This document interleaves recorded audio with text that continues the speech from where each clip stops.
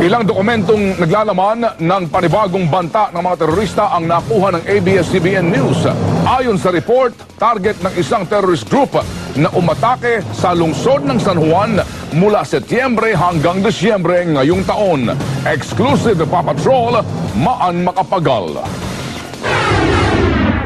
Nagmula ang intelligence report sa Office of Transportation Security ng DOTC.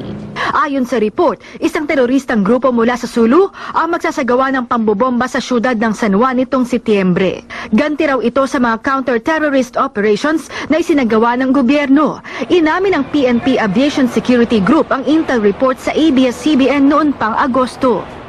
We are treating it as A1. So, dahil constant naman talaga ang threat sa ating mga airports, terms of target yan, we have intensified all security measures that we have at present in place. We also have intensified our patrolling and paneling in the complex.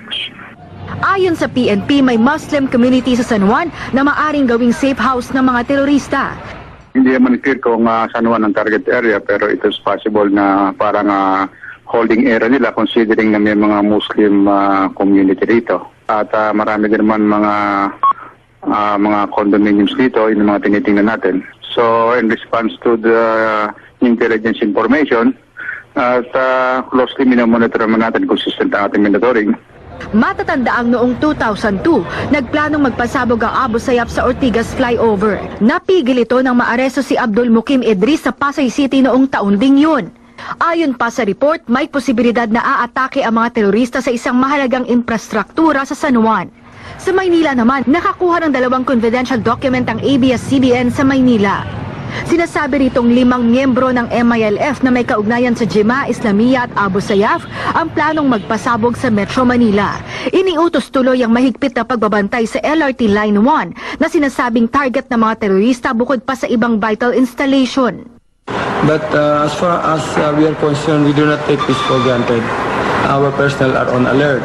In fact, based on previous experiences, ang alam naman natin na pwedeng maging target of opportunities will include the US Embassy, Malacanang, and Pandacan Oil Depot. Sa isang memo mula sa NCRPO, sinasabing nagpaplano si alias Maki, leader ng MILF Special Operations Group, na magsagawa ng serya ng pambobomba sa NCR mula Oktubre hanggang Disyembre ngayong taon. Nakasaad pa sa memorandum na gagamit ng improvised explosive device sa alinmang istasyon ng LRT mula Monumento hanggang Baclaran. Hindi man tuwirang inamin ng MPD ang banta, hindi naman daw nila ito ipinagwawalang bahala. September 21 naman ang buuin ng MPD ang Task Force Code 1. Isa itong contingency plan para sa seguridad at proteksyon ni Pinoy, lalo kapag siya ay nasa Maynila. Ayon sa dokumento, nananatiling banta sa peace and order ang terorismo.